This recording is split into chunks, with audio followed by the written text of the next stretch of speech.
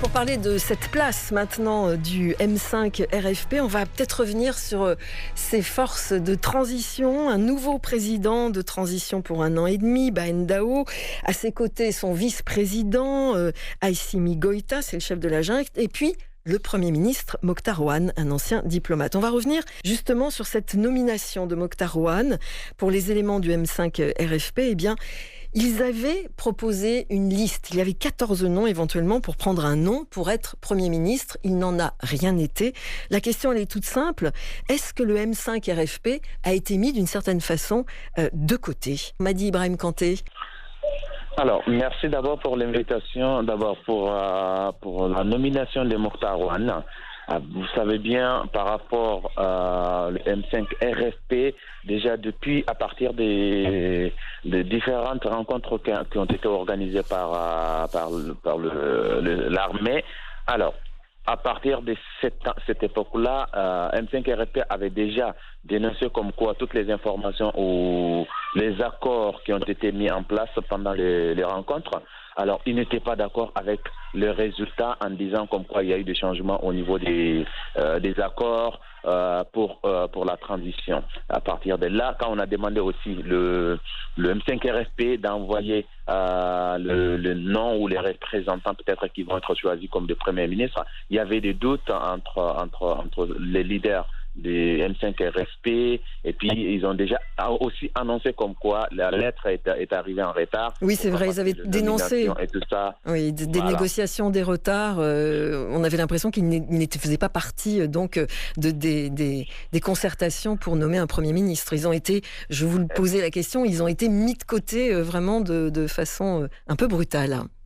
Bon, plus ou moins un peu brutal, vous savez, par rapport l'armée aussi, leur système c'était un peu différent. Mais quand on regarde au niveau des M5 RFP, c'était un regroupement qui voulait vraiment être au milieu de toutes les discussions au niveau de ça. Pourquoi ? Parce que il se voit comme quoi c'était l'initiateur principal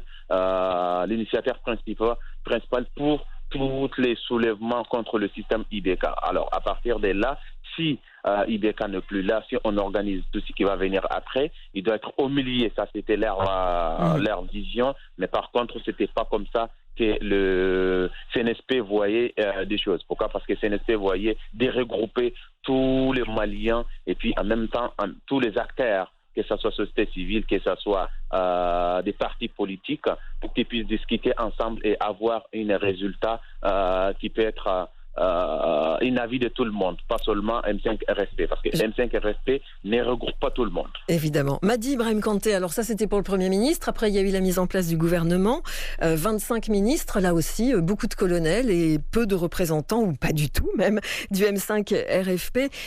Visiblement, il n'a pas su trouver sa place, je vous repose la question, on l'a écarté, on l'a mis de côté, ce qui a fait que le M5 RFP ensuite a déclaré qu'il voulait avoir un rôle clé, un rôle décisif dans le mouvement, dans la transition.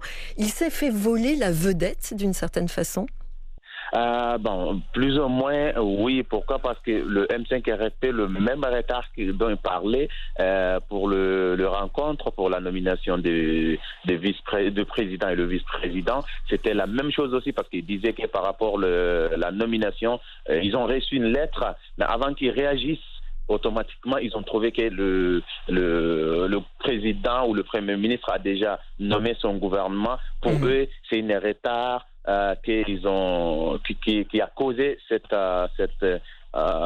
problèmes-là, mais en même temps encore, ils ont fait une annonce comme quoi aucune personne de ce gouvernement qui peut se présenter comme quoi il est le représentant de M5 RFP, et M5 RFP n'a pas un représentant à l'intérieur du gouvernement. Pas un seul. Quand on regarde autour de tout ça, oui, effectivement, parce qu'ils ont fait une annonce à travers leur comité stratégique. Alors, quand on regarde autour de tout ça, on a M5 RFP, en même temps aussi, on a d'autres groupes, parce que M5 RFP, c'est un regroupement qui regroupe presque tout le monde. Bon, maintenant, quand on regarde, il y a des partis politiques, il y a des sociétés civiles, il y a bien d'autres, même au niveau religieux. Il y a des religieux qui sont à l'intérieur d'M5 RFP. Alors, est-ce que tout le monde est d'accord avec l'idée ou tout le monde n'est pas d'accord avec l'idée? C'est ça la bonne question qu'on se pose toujours. Alors, je vais vous poser une dernière question sur le M5 RFP, puisque c'était après la nomination du gouvernement. Il y a eu des appels aux militants à rester soudés, unis. Alors attention, pour une rupture véritable, sous-entendu que les autorités de transition, donc qui vont travailler pendant un an et demi, eh bien, ces autorités ne le sont pas assez, justement, en rupture avec l'ancien pouvoir. Alors, bon, disons par rapport à ce qu'ils voyaient ce que M5 RFP voyait. Pourquoi? Parce qu'on trouve déjà à l'intérieur de cette équipe certaines personnes qui ont déjà travaillé avec l'ancien système. Alors, pour eux, toute personne qui a déjà travaillé avec l'ancien système, peut-être il ne doit pas être représenté. Bon, quand on regarde à l'autre côté, il y a d'autres personnes qui voient que c'est pas comme ça doit se passer. Normalement, ce sont des Maliens, ce sont des gens qui sont déjà là. Parce que quand on regarde à l'intérieur d'M5 RFP déjà, on trouve des gens qui étaient déjà dans l'ancien système d'Ibrahim Boubacar Keïta. Alors, ils se trouvent à l'intérieur d'M5 RFP. C'est-à-dire qu'on ne peut pas interdire quelqu'un pour dire que oui, il était dans le système, il ne doit pas être travaillé avec le nouveau gouvernement qui est venu comme transition. Alors, à mon avis, c'est ça, c'est un chemin que le M5 RFP a pris qui ne va pas donner un bon résultat. Alors, on est avec vous ce matin, vous êtes notre invité de la rédaction à propos du M5 RFP, une situation un petit peu difficile après ces autorités de transition qui ont été mises en place dans le pays. Il y a deux grosses actus ce matin au Mali, le retour cette nuit de l'ex-président Ibrahim Boubacar Keïta, renversé à la mi-août par le coup d'État. Il est rentré hier soir à Bamako, après un séjour médical aux Émirats Arabes Unis. Il a été emmené dans sa résidence de la capitale malienne. Ça change un petit peu la donne par rapport à l'esprit des Maliens de voir cet ex-président qui rentre, qui a été renversé? Effectivement, je signale quelque chose au Mali, on est complètement différent de certaines personnes. Pourquoi? Parce que si on demande quelque chose au niveau de Mali ici, et après on en fait qu'on a demandé, à partir de là, il n'y aura plus de rancune entre des personnes. Bon, comme on a déjà vu dans différents cas, le cas de Moussa Traoré qui était renversé par ATT, après ça être libéré, être même comme un conseiller au niveau de certaines personnalités à l'intérieur du pays. On a trouvé aussi ATT, c'était la même chose, était renversé et quitté le pays pour aller séjourner au Sénégal. Après un moment donné aussi, il est rentré par un grand présidentiel aussi. Alors, je pense que c'est la même chose. Le cas de Ibeka, c'est complètement différent parce que son voyage, c'était pour un voyage médical. Médical, alors, oui. On savait déjà qu'il est allé à l'extérieur pour se soigner. Après un moment, quand il va se retrouver, il va rentrer aussi automatiquement. Bon, c'est là aussi, ça ne signifie pas comme quoi il va venir exercer un pouvoir ou une autre. Non, juste il est revenu parce que c'est son pays. Alors, ce qui va se passer après, ça, c'est à la main de le responsable de tout ce qui concerne au niveau de la justice, au niveau du gouvernement ou bien d'autres responsables à l'intérieur du Mali, en fait. Voilà, et l'autre actualité, Madi Ibrahim Kanté, c'est le chef de la diplomatie française, Jean-Yves Le Drian, qui est attendu aujourd'hui à Bamako. C'est la première visite d'un responsable français au Mali depuis le putsch. Il vient donc saluer les autorités de transition civile. Vous avez un petit peu le détail de ce qui va se passer pendant ces 2 jours ?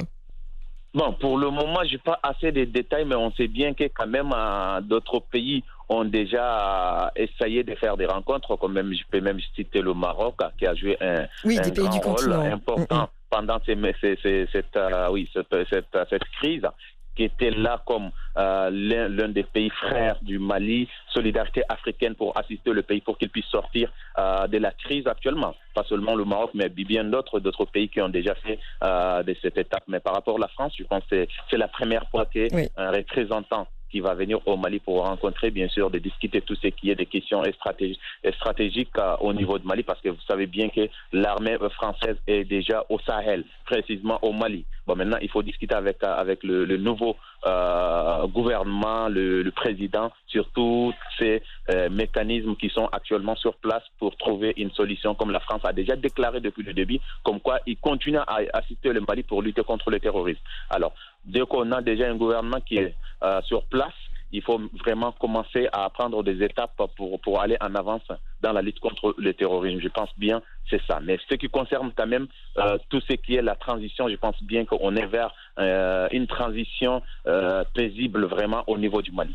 Madi Ibrahim Kanté, vous êtes chercheur associé au Timbuktu Institute. Vous étiez notre invité de la rédaction. Merci beaucoup à vous. Merci.